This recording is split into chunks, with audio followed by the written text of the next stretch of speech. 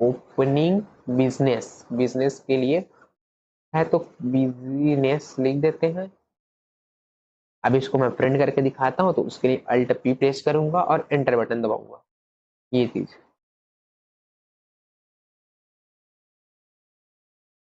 ये देखो, अब हमारा रिसिप्ट वाउचर आ गया। Capital account, capital account money 1 lakh रुपए प्राप्त हो रहा है, किसके थ्रू, कैश के थ्रू, वो नीचे में शो ऑफ होगा। तो इस प्रकार से हम लोग रिसिप्ट वाउचर में एंट्री कर सकते हैं। ये भी एंट्री जो होती है सेम पेमेंट वाउचर के समान होती है, परंतु इसमें डिफरेंस यह है कि कोई भी चीज का वस्तु खरीदे उसका पेमेंट करने के लिए पेमेंट वाउचर का प्रयोग किया जाता है, परंतु कोई भी चीज हमें मनी रिसिव्ड होती है या कमीशन रिसिव्ड होती है उसके लिए हम लोग रिसिप्ट वाउचर का प्रयोग करते हैं। ठीक है, ये इस प्रकार से इसको कंट्रोल ए करके एक्सेप्ट कर लेना है, तो ये एक्सेप्ट हो जाएगा। सेकंड क्वेश्चन देखते हैं हम लोग आगे इसमें। देखो मैं शो कर रहा हूँ सेकंड क्वेश्चन, ये चीज मैं क्लियर कर दिया आपको। ये यही चीज सेम देखो, ये मैं जो एंट्री किया सेम वही है, इसमें प्रॉपर्टर्स कैपिटल अकाउंट लिखा है, बट इसमें बस वही डिफरेंट है ये। अब सेकंड ट्रांजेक्शन देख लेते हैं हम लोग। सेकंड ट्रांजेक्शन क्या होता है, दूसरा ट्रांजेक्शन यहाँ पे शो कर रहा है, देखो ये, इसको देख लेते हैं ताकि आपको आसानी हो ये चीज। अब देखो 1 मई को हमने जो माल व्यक्ति को, अब व्यक्ति मतलब है अशोक ट्रेडर्स से दिलवाया था, व्यक्ति को जो है एक व्यक्ति है उसको अशोक ट्रेडर से सामान दिलवाया गया था। अशोक ट्रेडर से हमें उसका कमीशन 5,000 रुपए चेक द्वारा प्राप्त हुआ, जो हमने स्टेट बैंक ऑफ इंडिया के खाते में डिपॉजिट कर दिया। अब क्या बोलता है, यहाँ पे प्रभावित होने वाले 2 खाते हैं, मतलब 2 लेजर खाते, मतलब 2 लेजर्स आएगा। एक हमारा आ जाएगा अशोक ट्रेडर करके, दूसरा आ जाएगा हमारा स्टेट बैंक ऑफ इंडिया मतलब एसबीआई। ठीक है, 2 लेजर क्रिएट करना पड़ेगा। 2 लेजर का क्रिएट करने के पश्चात में इसकी एंट्री करनी पड़ेगी। तो आइए इसका एंट्री फिर आगे देख लेते हैं हम लोग टैली में। सबसे पहले तो टैली में जाते हैं और इसको एंट्री करते हैं। कैसे एंट्री करेंगे, देखो मैं शो ऑफ कर रहा हूँ। ये देखो हमारा डैशबोर्ड वाउचर में चले जाते हैं। अब देखो हमारा रिसिप्ट वाउचर ओपन है। अब यहाँ पे हमें 2 चीज बनाना पड़ेगा, एक बनाना पड़ेगा अशोक ट्रेडर का लेजर, एक बनाना पड़ेगा स्टेट बैंक ऑफ इंडिया का। तो देखो सबसे पहले यहाँ पे हम लोग अल्ट सी करके अशोक ट्रेडर बना लेते हैं। अशोक ट्रेडर, अशोक ट्रेडर, अब ये दे रहा है, मतलब यही चीज जो हमें बैलेंस देगा, जो हमें रिसिप्ट होगा, तो इसलिए सेंट्री क्रेडिटर के अंतर्गत आएगा कि डिटेल्स मतलब देना होता है। अब इसका एड्रेस डाल देंगे, जैसे कि ये बिलासपुर है तो बिलासपुर, एंटर करेंगे, ये एक्सेप्ट कर लेंगे। अब आ जाएगा हमारा अशोक ट्रेडर कितना बैलेंस प्राप्त हो रहा है, 5,000 रुपए का, ये ऑन अकाउंट से प्राप्त हो रहा है ये। अब यहाँ पे जो प्राप्त कर रहा है उसका नाम रहेगा डेबिट। तो किसमें हम लोग जमा कर रहे हैं, स्टेट बैंक ऑफ इंडिया में। तो यहाँ पे स्टेट बैंक ऑफ इंडिया देखो बना हुआ है, state bank of India select कर लेता हूँ। अगर नहीं बना रहेगा तो आपको अल्ट सी यहीं पे क्रिएट करना है और बैंक का नाम लिखना है और अंडर के अंतर्गत बैंक अकाउंट रखना है, तो एंटर कर देंगे। अब देखो ये आ गया, ये चेक के माध्यम से, तो चेक डिटेल डालना पड़ेगा, ये सब चीज डालना पड़ेगा आपको। अब यहाँ पे लिख सकते हैं कैश डिपॉजिट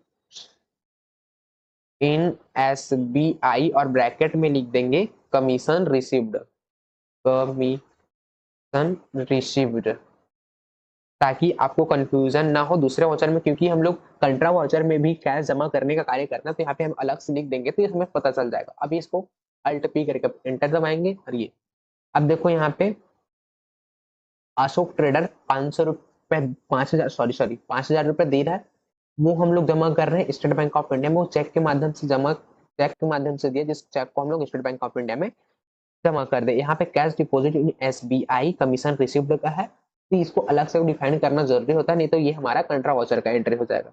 तो इस प्रकार से हम लोग रिसिप्ट वाउचर में एंट्री कर सकते हैं। कोई कमीशन दिया उस कमीशन को डायरेक्ट रिसीव कर सकते हैं, बैंक में चेक को जमा कर सकते हैं। ये चीज हो गया, पहला एंट्री देखा हमने। क्या देखा, पहला एंट्री कोई व्यापार के लिए हमें ने पैसा लिया। अब सेकंड एंट्री में देख लिए हम लोग कि कमीशन रिसीव हुआ। अब एक और एंट्री देख लेते हैं ताकि आपको ये अच्छी तरह से समझ में आ जाए। तो उसके लिए एक और मैं शो अप करता हूँ ट्रांजेक्शन। ये देखो सेम ट्रांजेक्शन हमारा बना ये, ठीक।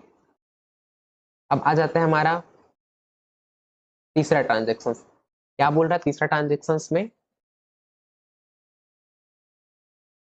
2 मई 2020 को हमारे कस्टमर मोहन ट्रेडर ने हमें माल का ऑर्डर देते हुए 1,000 रुपए नगद एडवांस दिए। ठीक है, इस प्रकार से। अब इसमें 2 लेजर बनेगा, मोहन ट्रेडर का 1 लेजर बनेगा और एडवांस पेमेंट का लेजर बनेगा। ठीक है, 2 लेजर क्रिएट करेंगे इसमें।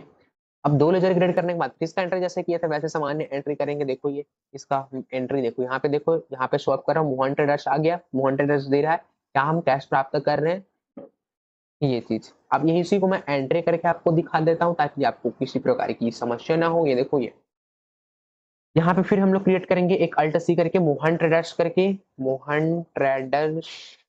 ये भी हमारा संजय क्रेडिटर के अंतर्गत आएगा क्योंकि ये पैसा दे रहा है। यहाँ पे संजय क्रेडिटर ले लेंगे, ये एंटर, ये अब कितना दे रहा है, जैसे कि 10,000 रुपए एडवांस दे रहा है तो 10,000 रुपए एंटर करेंगे।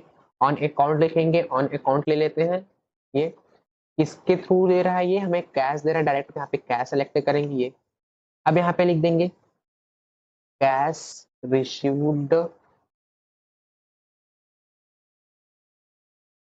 और कैश रिसीव्ड ब्रैकेट में लिख देना, कैसा कैसा है तो एडवांस्ड है तो एडवांस्ड लिख लेते हैं। इसको आप अपने हिसाब से क्वेश्चंस पढ़ के आप लोग लिख सकते हैं। मैं इस प्रकार से मैं लिख लेता हूँ एडवांस्ड करके कैश रिसीव्ड, फिर इसको अल्ट पी करके मैं प्रिंट करता हूँ और एंटर करता हूँ। ये देखो यहाँ पे फिर वही रिसिप्ट हमें सामने में दिखेगा। क्या दिख रहा है, यहाँ पे रिसिप्ट वाउचर दिख रहा है।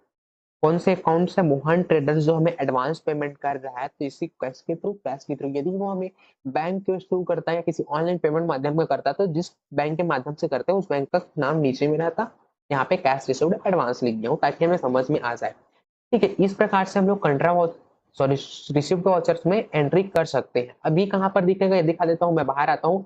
ये देखो मेरे डिस्प्ले में मिलेगा, डिस्प्ले में जाएंगे और यहाँ पे डे बुक में जाएंगे। इसमें जो रिसिप्ट का एंट्री किए हैं तीनों एंट्री हमें यहाँ पे दिख जाएगा। देखो 1 2 3 करके दिखा रहे थे, इसको हम डायरेक्ट ओपन करके भी देख सकते हैं। तो इस प्रकार से हम लोग रिसिप्ट वाउचर में एंट्री कर सकते हैं। एक बार मैं और रिवाइज करा देता हूँ कि इसका एंट्री किस प्रकार से किया जाता है। देखो रिसिप्ट वाउचर में, ताकि और कंफर्म हो जाए आपको। देखो रिसिप्ट वाउचर जो होता है, रिसिप्ट वाउचर का, रिसिप्ट वाउचर का जो होता है उपयोग,